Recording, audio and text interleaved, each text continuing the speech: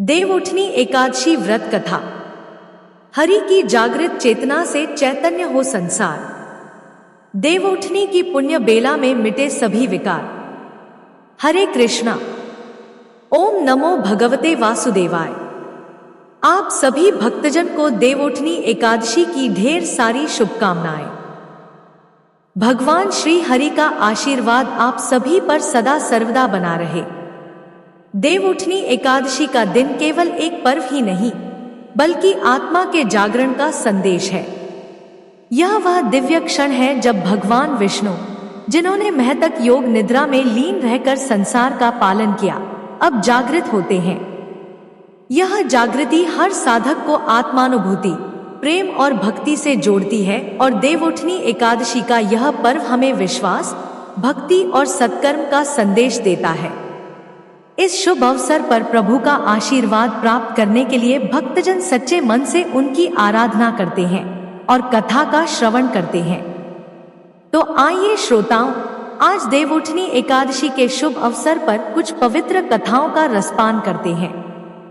कथा महाभारत काल की है, जब धर्मराज युधिष्ठिर के महल में भगवान श्री कृष्ण विराजमान थे।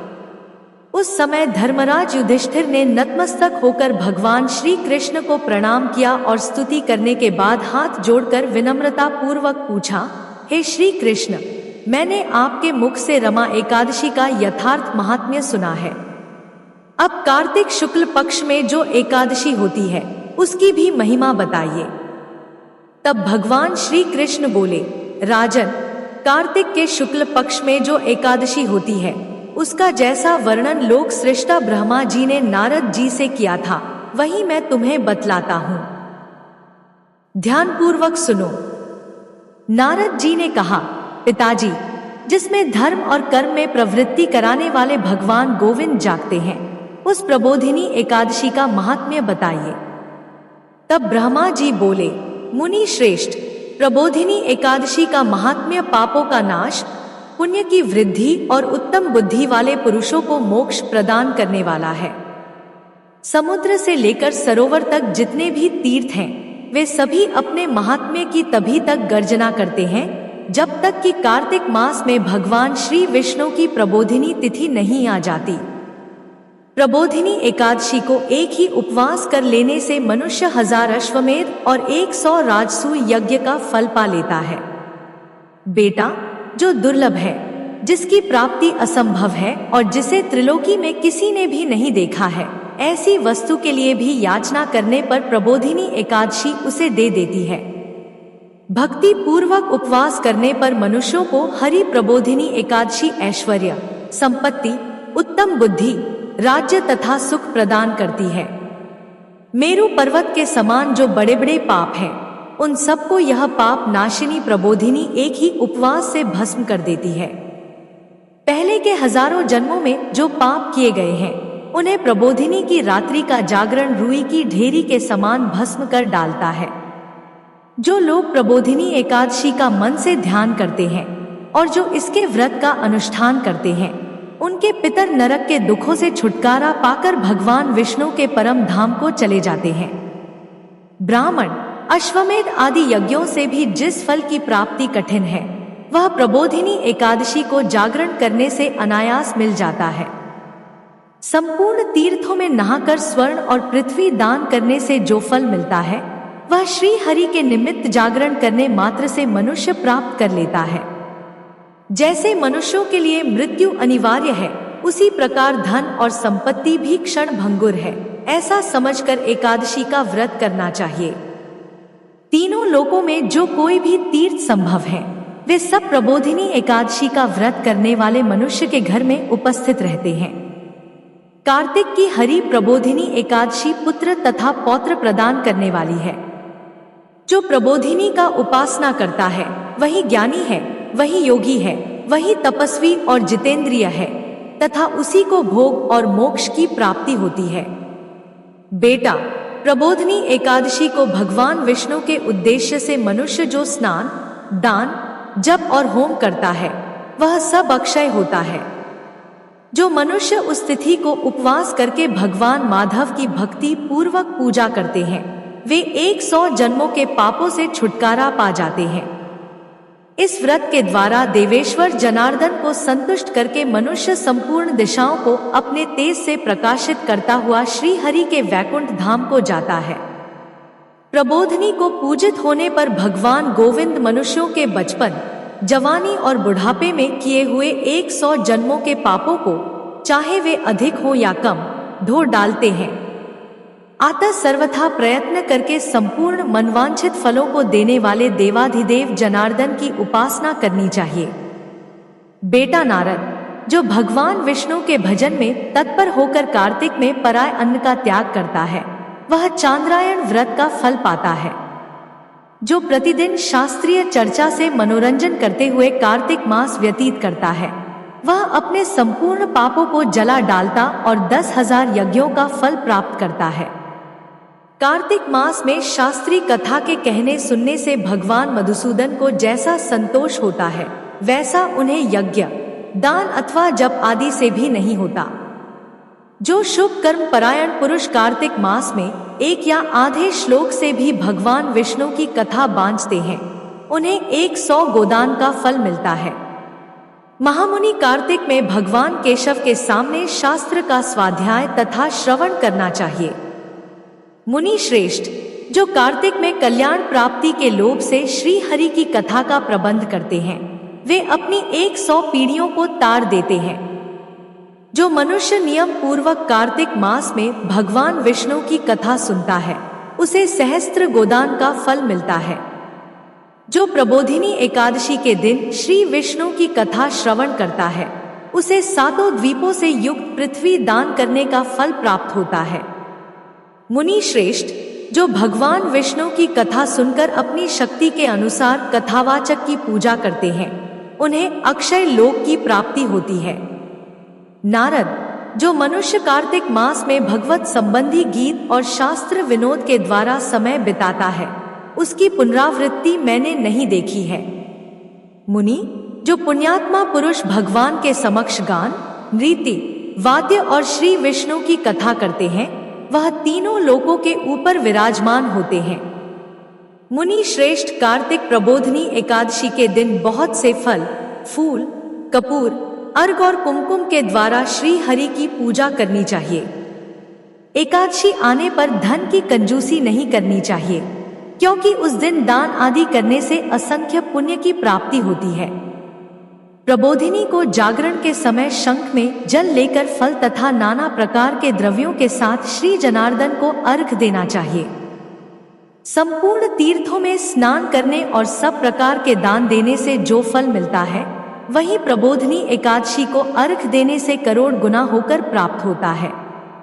देवर्ष, अर्घ देने के पश्चात भोजन, आच्छादन और दक्षिणा आदि के द्वारा भगवान विष्णु की प्रसन्नता के लिए गुरु की भी पूजा करनी चाहिए।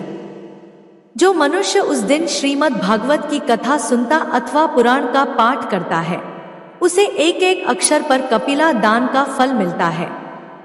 मुनि श्रेष्ठ, कार्तिक में जो मनुष्य अपनी शक्ति के अनुसार शास्त्रोक्त रीति से वैष्णव व्रत अर्थात एकादशी का पालन करता है, उसकी मुक्ति अविचल है।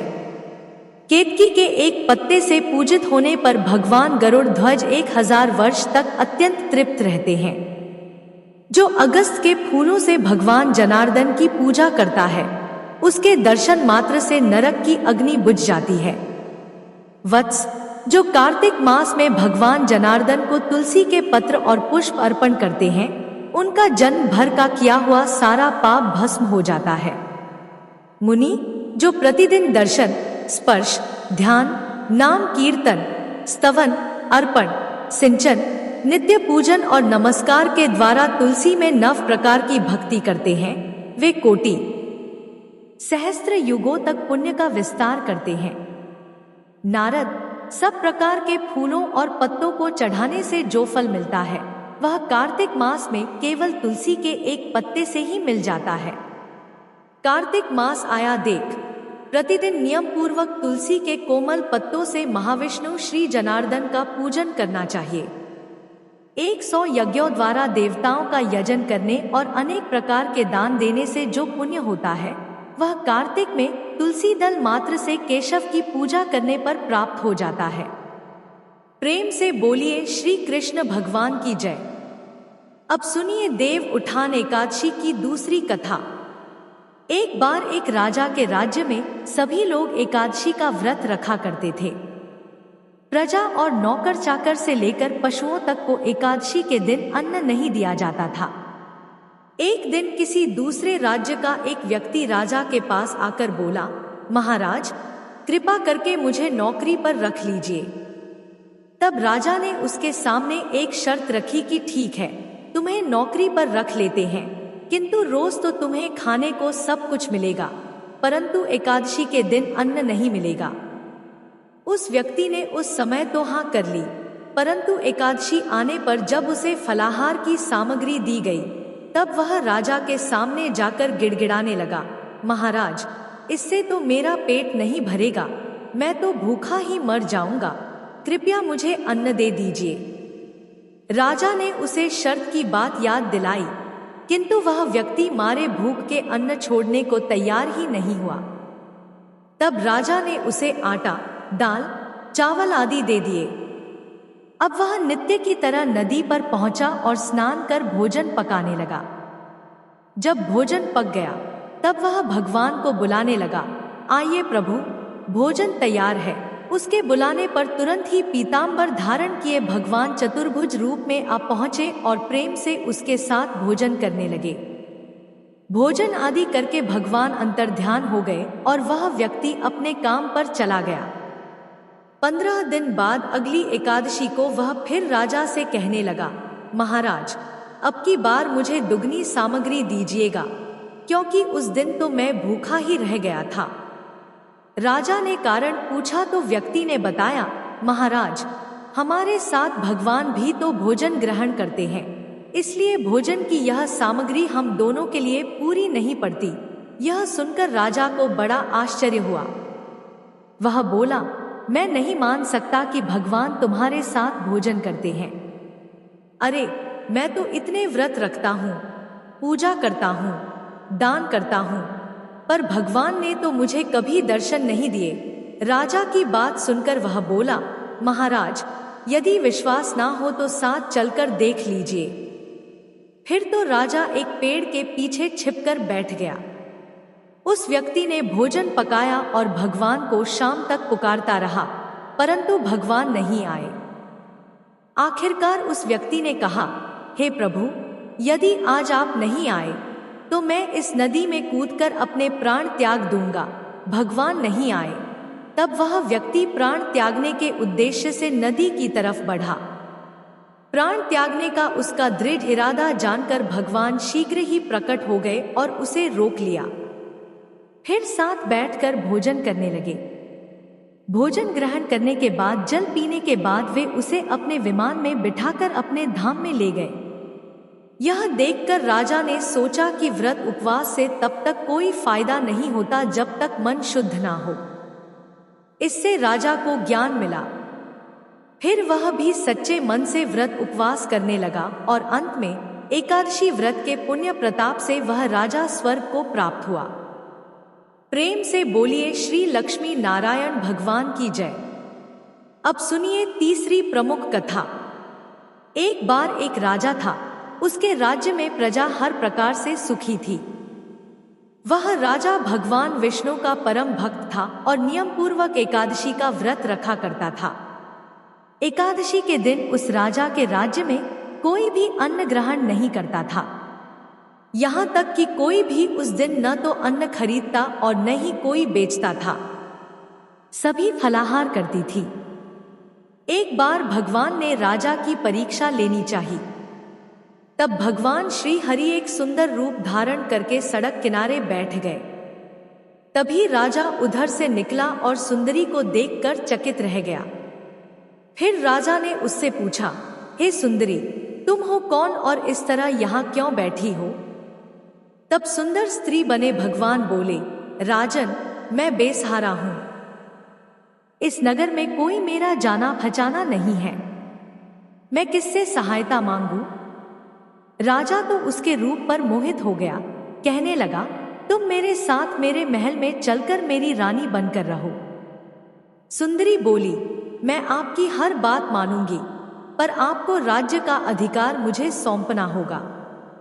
आपके राज्य पर पूरा अधिकार केवल मेरा होगा, और हे राजन, मैं जो भी बनाऊंगी वही तुम्हें खाना होगा। राजा तो उसके रूप पर मोहित था, इसलिए उसने उसकी सभी शर्तें स्वीकार कर ली। अगले दिन एकादशी का पवित्र दिन आया। अब तो रानी ने सभी को आदेश दिया कि बाजार में अन्य दिनों की तरह अन्न बेचा जाए। उसने घर में मांस, मछली आदि पकवाई तथा परोसकर राजा से खाने के लिए कहा। यह देखकर राजा बोला, रानी, आज तो एकादशी है, मैं तो केवल फलाहार ही करूंगा। तब रानी ने शर्त की बात याद दिलाई और राजा से कहा, या तो खाना खाओ, नहीं तो मैं बड़े राजकुमार का सिर काट लूंगी। अब तो राजा बड़े असमंजस में पड़ गया। राजा ने अपनी यह स्थिति बड़ी रानी से कही तो बड़ी रानी बोली, महाराज, अपना धर्म मत छोड़िए। बड़े राजकुमार का सिर दे दीजिए, पुत्र तो फिर मिल जाएगा, परंतु धर्म नहीं मिलेगा। इतनी ही देर में बड़ा राजकुमार खेल कर आ गया। मां की आंखों में आंसू भरे देखकर वह उनसे रोने का कारण पूछने लगा। तब मां ने उसे सारा हाल बता दिया। तब वह बोला, मां, मैं अपना सिर देने को तैयार हूं। पिताजी के धर्म की रक्षा होगी और जरूर होगी। राजा दुखी मन से राजकुमार का सिर देने को तैयार हुआ तो रानी के रूप से भगवान श्री विष्णु ने प्रकट होकर असली बात बताई और कहा, राजन, मैं तो तुम्हारी परीक्षा ले रहा था और इस कठिन परीक्षा में तुम सफल हुए। तब भगवान ने प्रसन्न मन से राजा से वर मांगने को कहा। राजा बोला, प्रभु, आपका दिया हुआ सब कुछ है, आप कृपया हमारा उद्धार कीजिए। ठीक उसी समय एक दिव्य विमान वहां उतरा। राजा ने अपना राज्य पुत्र को सौंप दिया और वह विमान में बैठकर परम धाम को चला गया। कथा समाप्त। प्रेम से बोलिए श्री कृष्ण भगवान की जय, एकादशी माता की जय। यह थी आज की कथाएं। उम्मीद है आपको पसंद आई होगी। अगर अच्छी लगी हो तो वीडियो को लाइक करके आप हमारे चैनल को भी जरूर सब्सक्राइब कीजिएगा।